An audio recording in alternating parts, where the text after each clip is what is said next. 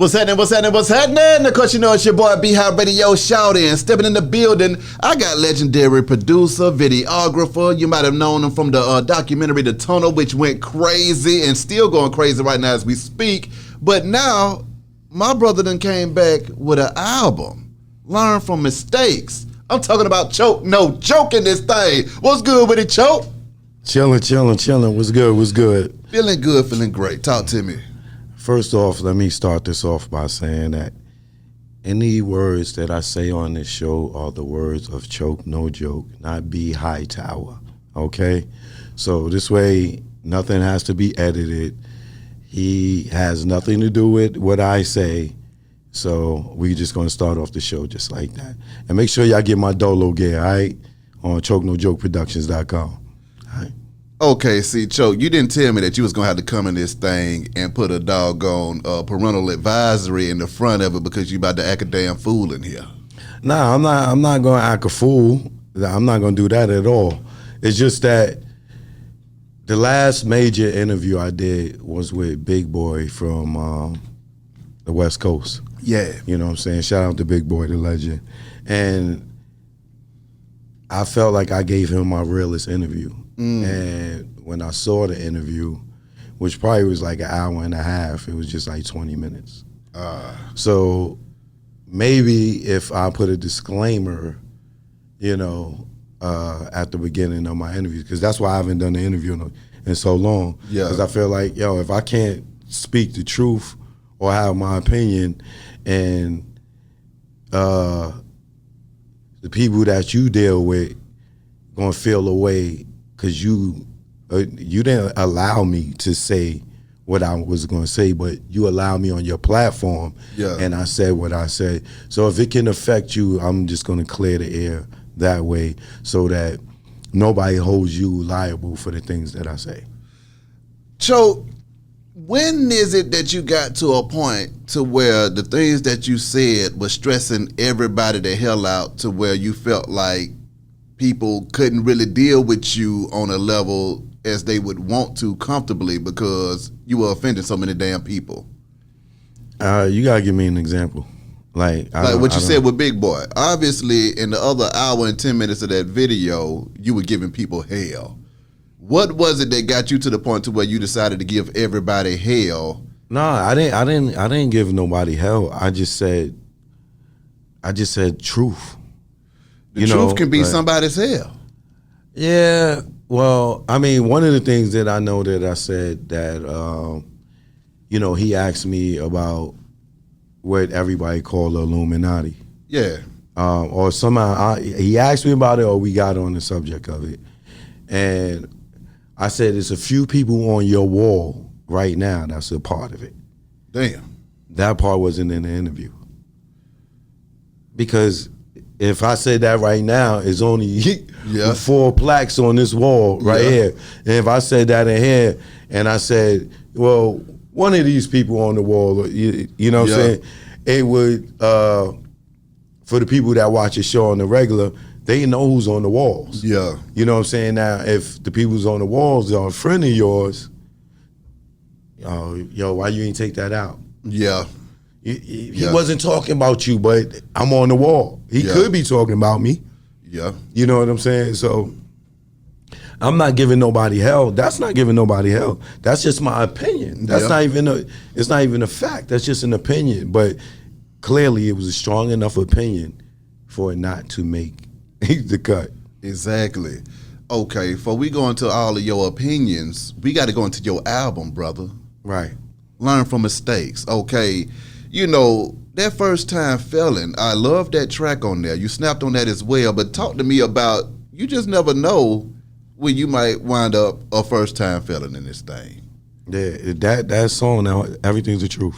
My God. That's the 100. My album's like an auto diary. Ooh. You know what I'm saying? Yeah. Like, First Time Felon's the first time I got arrested. Me and my co-defendants at the time, we was in a little house that we had. We had a house that we rented, and we was in there cooking up, bagging up. One of my mans was playing with the pistol. shot it off by accident right before I got there. So when I got there, they tell me what happened. I'm like, so what y'all still doing in here? Because we got like a half a brick in there. Yeah. Half of it's already cooked. Some of it we trying to, Yeah. you know what I'm saying? So, and we got like 8 pistols in the house. You know what I'm saying? So when I'm like, yo, why y'all still here? Yeah. Like, leave. Oh, Choke, you always paranoid. You always paranoid. And I have this thing where I have very strong intuition. You know what I'm saying? Women don't only have intuition. We all have intuition. Yeah. And I always follow it. You know what I'm saying? This is one of the times I didn't follow it. And any time that I didn't follow it, something bad happened. Damn. These dudes talked me out of it. Like, they say, oh man, it wasn't loud. What gunshot ain't loud? Yeah. In the house. Man, minutes later, goddamn police knocking at the door. We trying to hold it, trying to flush as much as we can. They breaking in. Till you just, forget it. We can't flush no guns.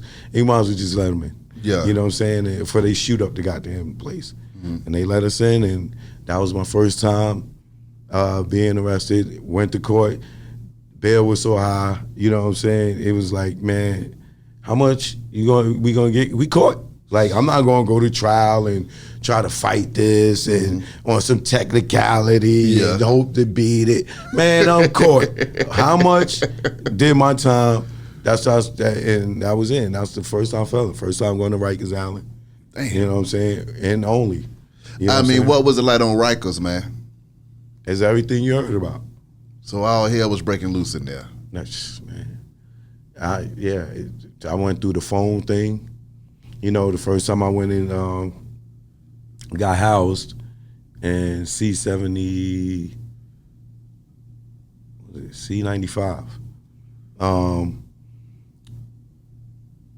It's like 2 lines for the phone, right? It's 2 phones, right? And I'm not really paying too much attention. I just know this line over here is moving. Yeah. You know what I'm saying? 6 minutes, Yeah. nigga getting off. On this line, it's a long line. Like, and niggas is way in, because each nigga's just jonesing on the phone, right? So I'm like, man, I'm going on this line, right? Because I'm just making it to a house after being through the bullpen therapy, getting to, going through all that. Finally, I'm in my house. So my girl's pregnant at the time. I haven't had the chance to speak to her because I'm running through the bullpens, after the court thing. So I want to know how she doing, you know what I'm saying? I know she's stressed, she pregnant. I think she probably might have been about, just months at that time, maybe 2 months, a month, something like that, 2 months. Like, I know it was like early on. But by the time she started coming on the visit, she was a couple of months, as a matter of fact. But anyway, I want to call home, and as this line is moving, and it's getting close, as I'm getting closer to the phone where I'm getting ready to use the phone, this black dude stepped to me. And he like, yo, fam, you can't use that phone. I said, why? He said, yo, that's the Spanish phone. I said, the Spanish phone? He said, yeah, it's a black phone and a Spanish phone. I said, well, these black niggas don't know how to cooperate. Niggas is jonesing. I need to call home. And these Spanish dudes, it's 6 minutes to click. They off. You know what I'm saying? I need to call home, my nigga. You know what I'm saying? I'm not gonna sit here and wait for all y'all niggas to finish when y'all wanna finish. I need to call home. Yo, if you use the Spanish phone, it's gonna be a problem in here, this, that, and other. I said, all right, so I need to use the phone then. And he like, yo, well, I'm in charge of the phone. You in charge of the phone? I'm like, what do you mean you in charge of the phone? Yo, this is my house, I run the phone. I said, yo, fam, I'm using the phone. You know what I'm saying?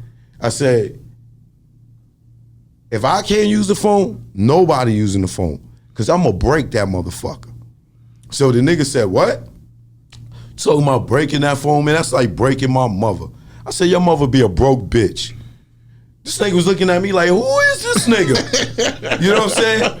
Right? So, And then he's like, yeah, all right, whatever. All right, so boom. One of my mans from Edenwald was in the same house. So I go over to him because when I first came in, he told me he had knives and shit like that. So I go over to him. I'm like, yo, man, give me one of them burners. You know what I'm saying? He's like, yo, what's wrong? I said, yo, this nigga told me I can't use the phone. You know what I'm saying? It's gonna be a problem. I'm about to stab this nigga up. You know what I'm saying? Like, I'm going to use this phone. You know what I'm saying? He like, oh, yo, Hardy, I can't do that. What? Like, nigga, you from my hood and you tell me you can't do that? I'm like, what do you mean you can't do that? Yo, I can't give you that. You can't give me that. All right, boom. After they call Chow, we go to Chow. I see one of my mans from Boston Secor in the mess house, in the mess hall, and at Chow, and I tell him what happened. Boom. He like, who that nigga? Woo. And this nigga like this, right? So he like, yeah, him, all right. He said, yo, I'm gonna get the COs to bring you over to my house. You know what I'm saying? And stuff. And I'm like, nah, I'm not leaving the house. And niggas think I'm scared to stay over there and shit. I said, yo, just get me something. You know what I'm saying? So he like, all right, I'm gonna try to get you something. Boom. Boom.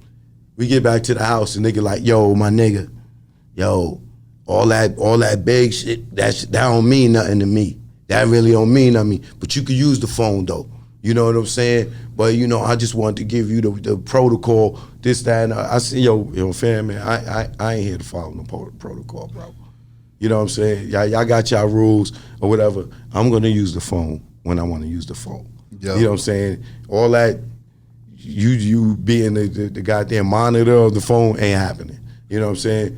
Y'all have y'all rules, but they don't apply to me. Yeah. Few months later, I'm like this nigga like, damn, fam, you ain't come through here like that, yeah, nigga. Yeah. So I learned the Rikers Island mental game. Yeah. You know what I'm saying? Even niggas with the sneakers. Well, I came through with the fresh Fila joints that look like the Nike Airs with the strap. Yeah. When they first came out, they was some Brooklyn sneakers. I had them fresh. When we got locked up, it was the first day I wore them. I'm like, oh God, I'm going to Rikers Island with some fresh sneakers on. And all these stories, man, Coogee rap playing in my head and shit. Yeah. You know what I'm saying? I get there, I remember they sitting around playing cards, and the nigga grabbed the strap and lift my foot up and said, what size are these? And I slammed my foot down. Boom. Yo size, nigga. Because I heard niggas say this shit 100 times in the hood. You know what I'm saying? Yeah. And he said, all right, shorty, I hear you. Yeah. This little nigga got heart. But jail, I learned going to Rikers Island, it's a mental game. Yeah. You know what I'm saying? The toughest nigga on the streets will be the softest nigga in jail, and the softest nigga on the streets will be the toughest nigga in jail. It's just a mental game. Why is that though? How does the softest guy turn into the toughest guy? Because the toughest guy on the street might be tough because of the people that he got surrounding him. Ooh. You know what I'm saying? He might have a strong group, or he might be quick with the gun. Yeah. In the jail, it ain't no gun. Yeah. You know what I'm saying? And it's more hand-to-hand combat. That's right. You know, and if you can't fight, you just a shooter, then you get in jail with a nigga that ain't no killer in the streets, but he beat everybody's ass. Exactly. And there he the man. Yeah. You know what I'm saying? It just happens like that. And like I said, it's still a mental game. Cause you got, that's why you see so many dudes going in the jail and they become Muslim. I seen dudes go to jail and become Muslim, right? Get locked up again, go to jail and become a blood. How is you a Muslim blood? Damn. What, you got the kufi under the bandana? Like, I feel you. You know what I'm saying? Like that. Those. I don't think that. I'm not saying that being a blood is 100% negative, but it definitely don't follow the same guidelines and rules of being a Muslim. I agree. Pushing the act though. Another story was told in there. Choke. I mean, one of the things about it is you came with the lyricism, but it was a lot of storytelling in there as well, man. So I mean, why was it important for you to say, you know what? I'm not just gonna hit them with the metaphors all the way through. I'm gonna actually tell stories and take these folks on a journey with me. Like I tell you, it's my diary. That's another true story. Damn. you know, we was out of town. I won't say what state. Me and my man, Black, rest in peace. I think it might have been one other or two other people with us. We at the house where we hustling, and we get ready to go to the block.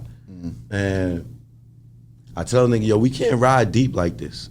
Like, just one person need to ride and with the shit, get it over there and then come back and give niggas a ride. My niggas take care. Nah, we be all right. You know, we gonna be safe. Another one of those joints, I know my intuition didn't follow it. We get in the car. I don't even think we drove 2 blocks. We going this way, police come this way, nigga look right at us, bust a U-turn right behind us. I boogied on him. My God. And that's what time for the chase, like Cameron and Mace. Facts. Shotgun frantically, stuffing Jacks in his face, taking the work, he eating it. Whew. You know what I'm saying? So we got chased. I didn't get caught. Yeah, I feel that. But see, on another note though, Choke, because see, you know, you're intense with giving folks hell and telling your truths all the time. But we didn't know that you was also a player at the same time though, too, Choke. I mean, that hey, what's up? That was something for the ladies. Yeah. Talk to me about kicking the flavor for the ladies in this thing. All that's real stuff too. Real stuff, real people. Yeah. Yeah, just relationships that I have. Like, I can't make up nothing when I rap. You know what I'm saying? It's hard for me to, you know, my got a story to tell is real stories that I'm telling. Yeah. I'm not making up no mafia story like Big, and not this is Big, but it's more relatable. Yeah. You know what I'm saying? If it, like, the stuff that I'm telling you, people went through. Yeah. You know what I'm saying? So, and the name of the album is called Learn from Mistakes for that reason. I'm showing you all the stuff that I went through that was some hardship, some foul, some funny, some dangerous. Don't do this. Facts.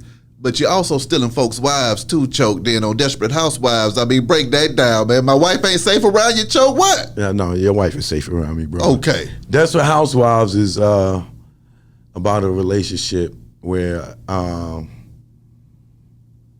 was in a relationship with somebody that was a widow. Oh, damn. You know what I'm saying? And that's what inspired that thought. Now that's one of the songs that when I first wrote it, it was just a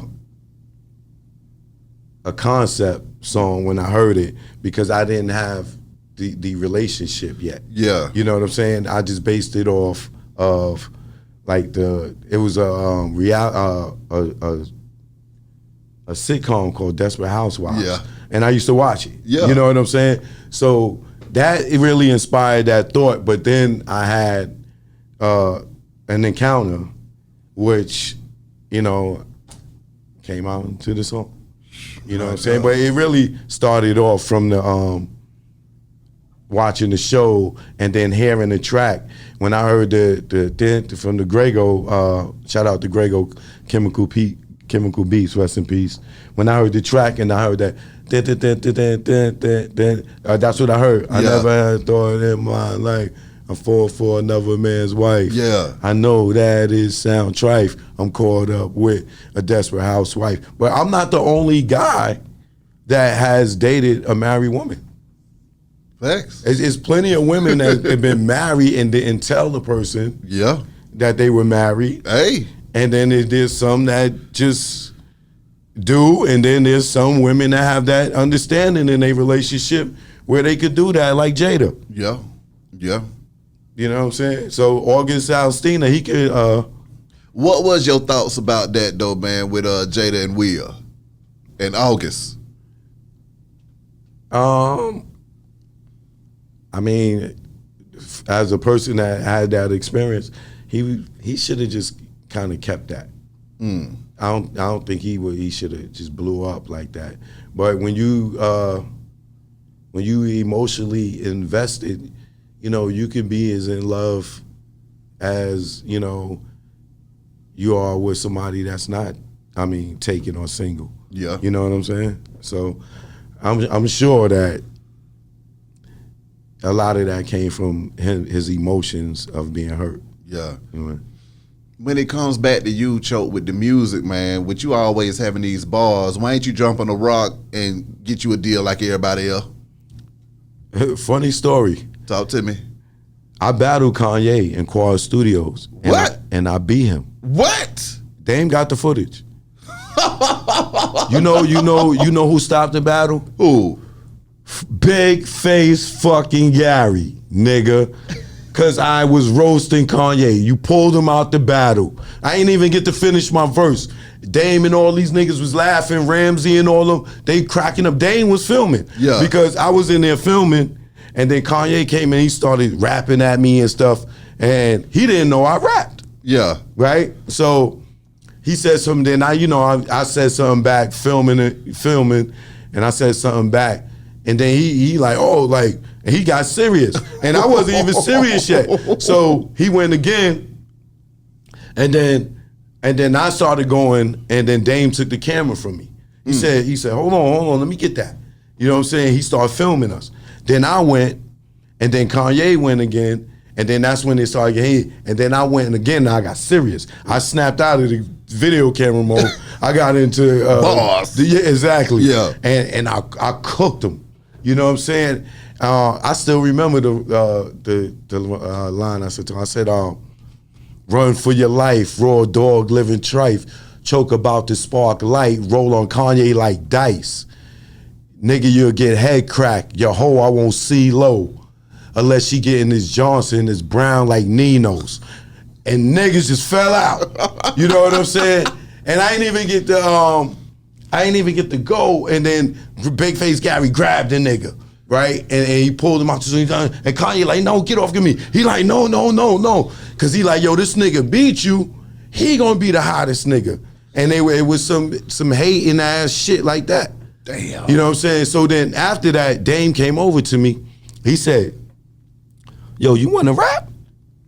And me at the time, I thought it was a trick question. Damn. I didn't know Dame yet. This is the beginning, right? So I was like, nah, I'm gonna do this camera thing. He said, nah, serious. You wanna rap?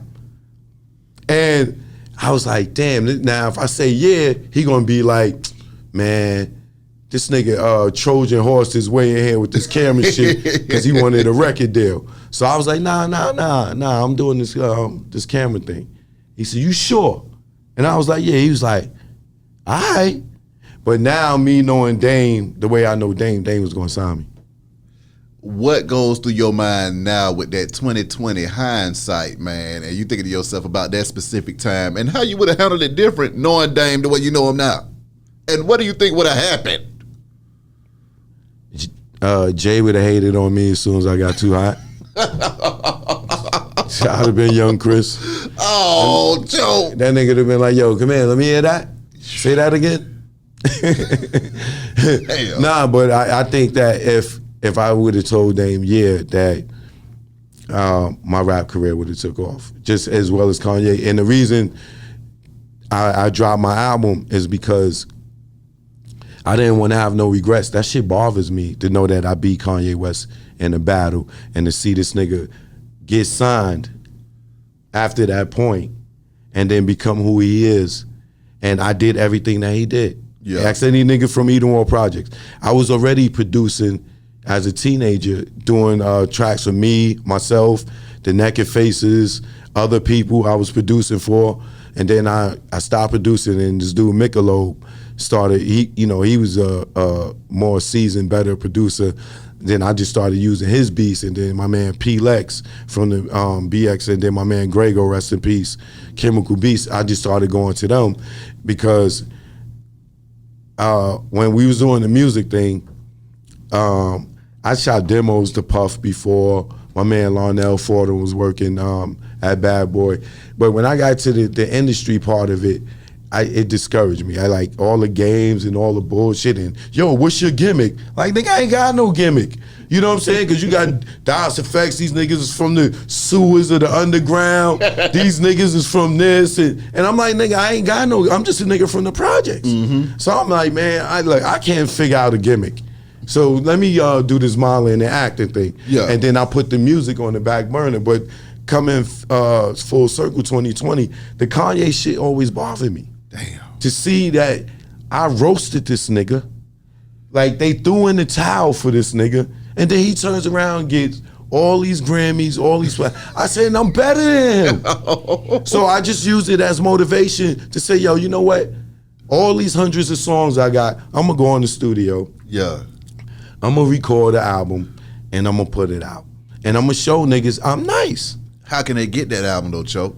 ChokeNoJokeProductions.com. Yeah. On my website. And then I think maybe on the 4th of July, I'm going to put it on digital platforms, iTunes and all that. But right now, it's like, I got a strong fan base that supports me. Yeah. So I'm doing it direct to customer because, nigga, I don't need y'all niggas' opinion. The people that want it, they hit me up directly and I send it to them. $10, I send you this. You know what I'm saying? That's it. I'm not hitting you in the head with the $20, just like it is back in the day. LP, $10, boom. I'm selling it out the digital trunk. Facts, and I love what you just said with that, Choke, because I also want you to explain to people what it's like being able to maneuver independently in this digital world, because no longer do you need to go through them same channels to be successful anymore. You can still do your digital trunk. Right.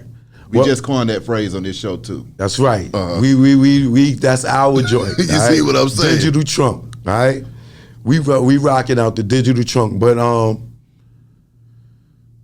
for me, I'm gonna tell you why I created the digital trunk for myself. Yeah. When I put out the Hip Hop Nucleus, my tunnel documentary, that's you know what I'm saying, which y'all can also get from me now on Choke No Joke Productions with a S.com, is for you to get films on iTunes and Google Play and things like that, you got to go through an aggregator, right? These aggregators is like distributors. You know, I did that. The Hip Hop Nucleus went #1 on iTunes, on the movie charts, on the independent charts, and the documentary charts. My God. #1 on 3 charts for something, excuse me, that I did independently, and thanks to brothers like you know, like after your interview, this is how I wound up staying in Atlanta. Damn. You know what I'm saying? Because I came here initially just to promote the Hip Hop Nucleus. Yeah. You know what I'm saying? Then I wound up staying, producing the Real Housewives of Atlanta, and then I just moved here. But the aggregator went bankrupt. Damn. Now, me getting quarterly checks, you know, my first year on it, I got, you know, some nice bread, right? Yeah. But it was still building up. Now, me being the type of person is, I don't want to touch my money. Yeah. So I'm not calling them every quarter to get paid. Yeah. I'm letting my money build up because I want the chunk. You know what I'm saying? Yeah. Boom, I go for the chunk. They not answering the phone. They not returning emails. They slowly they return the email. Call them, then I reach out to the dude that got me to do the deal with them. Come to find out they went bankrupt. Yeah. So where's my money? All gone. Like over 20 racks, just gone. For real? Gone. So I had to contact iTunes and Google Play and tell them, yo, take my joint down. Yeah. Because y'all still selling it and where the money going? Exactly. So once that happened to me, then I figured out, all right, how can I do what they do and without dealing with them? Exactly. I figured out a system, and I put that system, I tested it out, and it worked for me. And I tested it with the Hip Hop Nucleus, and it worked. And now I got a digital trunk. Come on now. I sell from, even with my merch, I ship stuff overseas. You know what I'm saying? Canada, wherever they at. You know what I'm saying? You know, all my merch, my Choke No Joke apparel, my Dolo, my documentaries. I do it all independent now because only con in that is you ain't not gonna get on nobody's charts. But what you can do is go sit down with any company and show them your analytics. Yeah. Say, Like right now, my album is doing well. Talk to me. Well, nigga, now, if it was on iTunes, I'd be uncharted. You know what I'm saying? Yeah. But I don't care because I like music is my first love. This is how I got into the industry. But I've done so much other different things and reinvented myself so many times that I don't care for the charts. I know it's all bullshit. A nigga could buy the number one spot. Yeah. You know what I'm saying? A nigga could do bundle packages now and surpass your single CD. Yeah. Cause he did some bundle shit and he going on tour. Damn. And niggas is doing Samsung deals where, oh, we're gonna put your album in 1 million phones and we shipped 1 million phones. You're platinum. No, nigga, because everybody that got that phone ain't listening to your album. Just like y'all put the U2 joint in our album. Yeah. I never listened to it. But they certified platinum because of the 1 million phones. These sponsorship packages that they attaching to these brands to their music. For me, I don't care about the charts, but I bet you I could go to a record label and say, yo, I sold this many records. And they gonna say how. I'll show them how, and then I'll show them the digital analytics. Yeah, exactly. Yeah, and what they gonna do? They gonna want to do a deal. Yeah. But now we don't have to worry about, oh, I got this many views on YouTube. Yeah. Or I'm number one on the iTunes charts. You look at these numbers. You tell me you don't want me to sign to your label, and I'm doing this by myself. Ew. So now, Cho, one of the things that you're notorious for is for Jay-Z, Charlamagne, BET, and just your beefs across the board with folks, man. What is it that keeps those beefs or that fire in you going in those situations? And why do you just not say, you know what, forget it, I'm going to keep it moving, I don't care? But what do you consider beefs? Like, what's a beef? I wouldn't say the beef, the murder, kill beef. I would just say more so disputes or spats or, you know, you gotta be clear with that, because when you say beefs, talk to me. You know what I'm saying? People are looking at physical beefs, gunplay, violence. So what would you call it then? I don't know, because if it ain't that, you got to find a better word for it. Your frustrations with all of these people. That's a better thing to say. Starting with who? You can start with Jay. Who? Jay. Oh, nigga. So now we got to go all the way here, Choke. Now, come on, nigga. You know what I'm talking about. What's going on now? Listen. Brother. I don't want you to get blackballed, brother. Oh, okay. You might not want to say that name. I totally understand. You know, so totally you know, understand. I know this is an independent operation. Yeah. You know, but this nigga paintbrush go far. Hey. Like, he can reach you. You know what I'm saying? He got that, you know, you ever see them dudes that be paying with these, like, they got 3 sticks on one thing, they paint on the 3rd floor. Like, this nigga will get that black paint from far. You better be careful.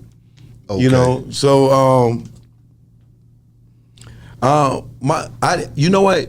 I'm not even frustrated no more. Ooh. You know why? Talk to me. Because enough people have came forth to prove what I was saying is true. If you want to look at Gilly and Wallow when they was on the Radio Guy show and talked about how they wouldn't take a bad deal and he blackballed them. You could go to Cameron on the show with the Drinkers, you know what I'm saying, and talk about how his verse was deleted from Petey Crack's song. My God. You could go to Questlove, talking about how he blackballed Black Thought when he was signed to Def Jam. You could go to LL, you could go to DMX. And how did this nigga wind up on DMX album after he's died? We heard DMX say his track list before he died. He was not on there. Now he's on DMX album. This nigga around with more dead rappers that couldn't get a feature from this nigga than any other people that did a post song with Tupac and Biggie. This dude is cold. Answer me this. Say so. It's all these different examples. Yeah. Kaepernick stopped his whole movement.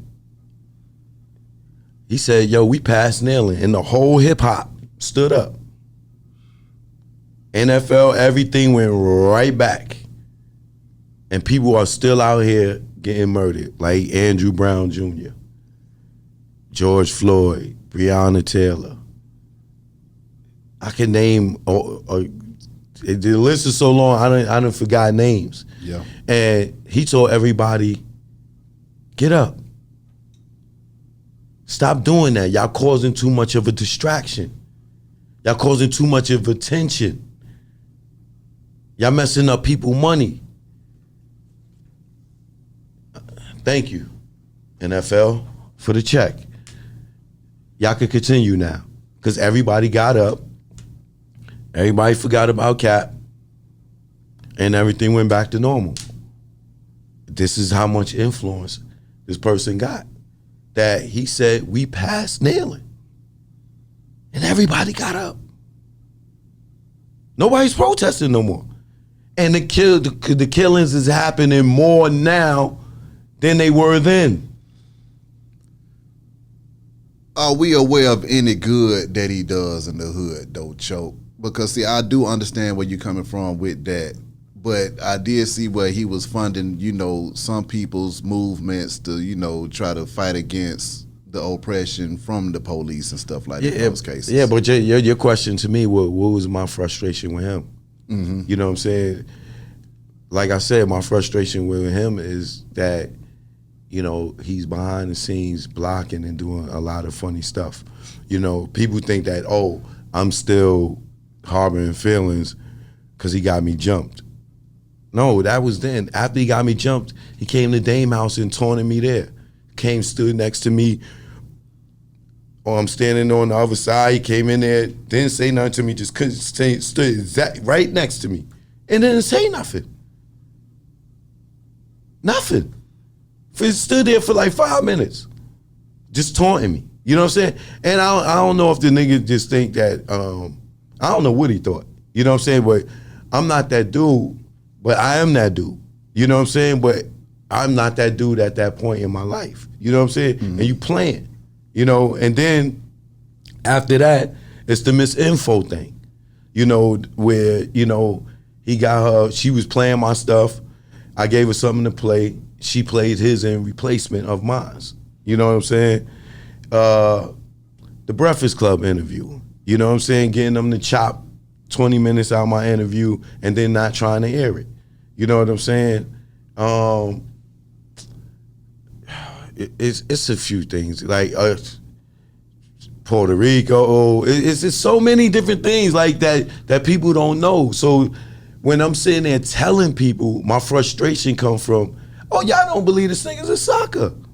But now, with everything that's come forth, you know what I'm saying? The constant dropping on Nas's release dates. Like, just all types of stuff. You know what I'm saying? Like, so that's where the frustration came in, because people idolize and just don't know the human being, the real person. They know the star, the TV person on the billboards. They never even met this person. You know what I'm saying? So that's where my frustration was coming from. It's like, y'all telling me black ain't black. Y'all telling me black is red. I'm telling you black is black. But now, with all the other people coming forth and saying what they said, now people see black as black. and a spade is a spade. So I'm not even mad no more. So moving forward, I mean, how do you feel? Do you feel vindicated after the Hell yeah! Hell yeah! Hell yeah, dog! Hell yeah! Hell yeah!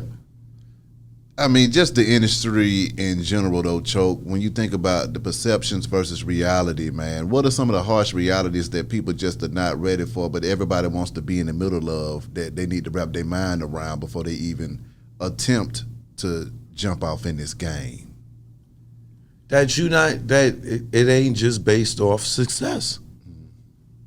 It is going to get to a point where you're going to become so popular and you're going to become a brand that so many entities are going to attach their strings to your brand that you become a puppet. You know what I'm saying? And you can't go in directions freely.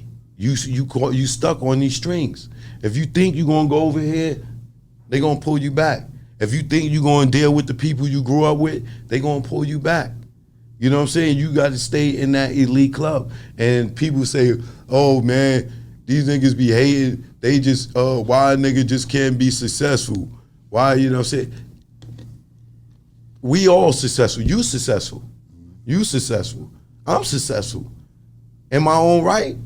That's you know what I'm saying? You went from nothing to a major radio station, being on a radio host, you know what I'm saying, that helped you be independent where you don't even need the brand no more. You know what I'm saying? You somewhere else doing your thing and still have the relationship where you can still work with them.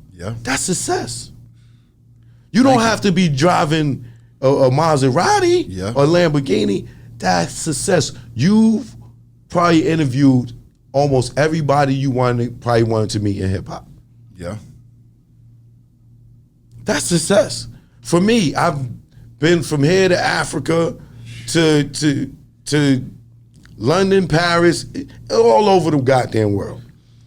Talk about your success, and I hate to cut you off, Choke, because you know I don't cut people off.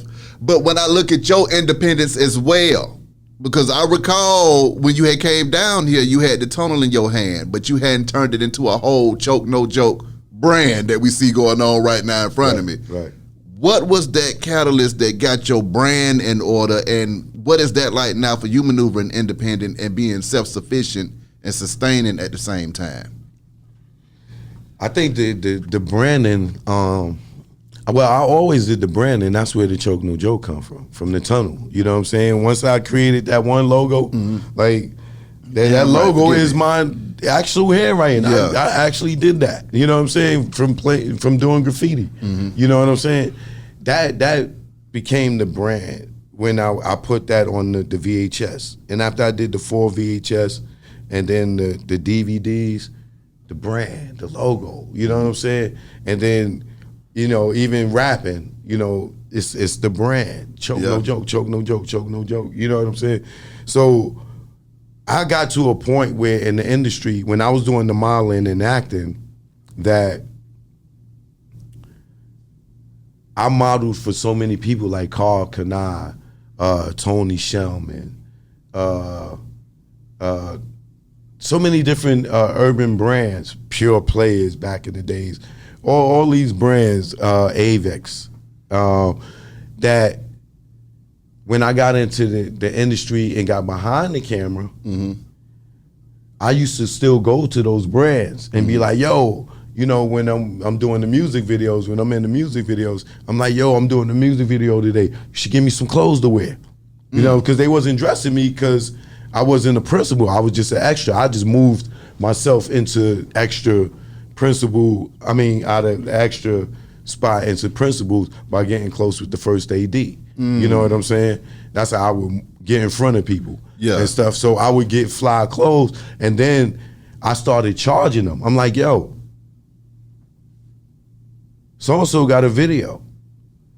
How about you give me $500 and I get all the dudes that's wearing all the extras, I'll take them around the corner to my trunk and give them all your clothes, and everybody, be wearing your stuff in the video. Yeah. Oh, Choke, you're a genius. Damn right. Give me the check. And then that went to me doing that with BET. Yeah. You know what I'm saying? I got the BET now. I'm producing Rap City. I'm telling Mad Links, I'm like, yo, my man got a clothing line. You know what I'm saying? Yo, throw this on. Here, check. Yeah. You know what I'm saying? Word, Choke. Yeah. How many times? Every show. Then it was Lamorne. Yeah. Alicia Renee. You know, we getting bread outside of our checks. You can't tell us that we can't wear what we want to wear. That's right. You know what I'm saying? And that developed me into doing product placement. Then all these companies just started calling me, like, yo, Choke, I need to get my stuff on this, on that. That's how Lisa Ray's daughter, Kai, when I was managing her, she was the first plus size Apple model, Apple bottom model. That was me. Yeah. You know what I'm saying? I said, yo, I'm managing her. I'm producing on Lisa Ray's reality show. Why don't y'all give her an endorsement deal, shoot the photo shoot for the endorsement deal on the show, do the campaign on the show, you're gonna sell some more clothes. Oh, Choke, you a genius. Give me the check. We took the check, we busted, you know what I'm saying?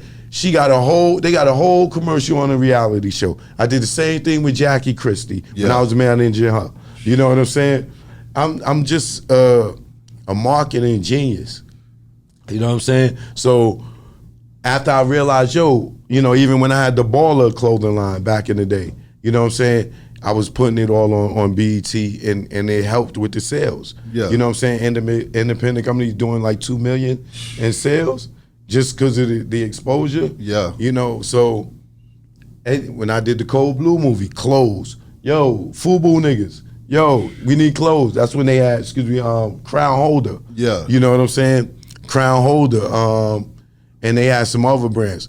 I've always been like that. So now I'm like, yo, I'm blowing up everybody else's brand. I need to do my own brand. Yeah. And that's how that transpired.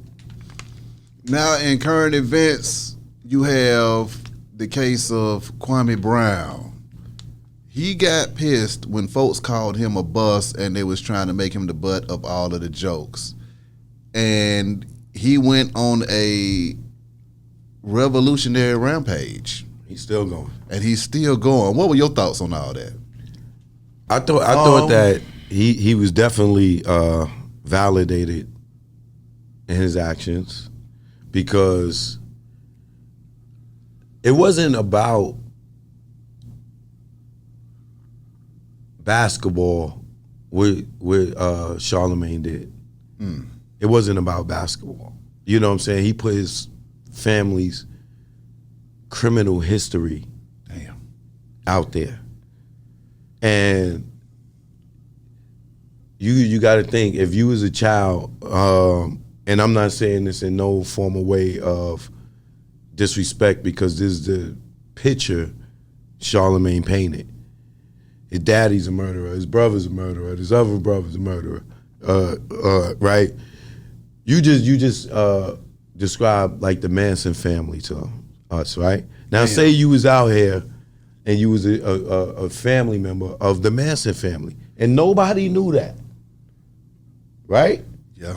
Now say a dude go on the radio and be like, yo, you know who that dude is? Yo, his father's this, his father's that. And you painting the worst pictures of a dude that we looked at as the most humble, non-violent individual who never had anything bad on his name in the NBA as far as violence go. Mm-hmm. And now you just turned around and made this man look like the son of Loki. You know what I'm saying? Like, so Kwame Brown, what's his name? Kwame Brown, right? Yeah, Kwame Brown, he's justified in his actions to attack him. Because you just went randomly on your show and put this man business out there only because Matt Barnes and them is signed to your podcast or to your network through iHeart. So you felt that this was an alley-oop for them to get more views and tell them about it and then add some spice on it. Never did you think that this dude was going to give you the response that he gave you. Lastly, Choke, learn from mistakes, the album, any other documentaries and projects on the way as well that we need to be looking out for. My movie, Are You My Daddy?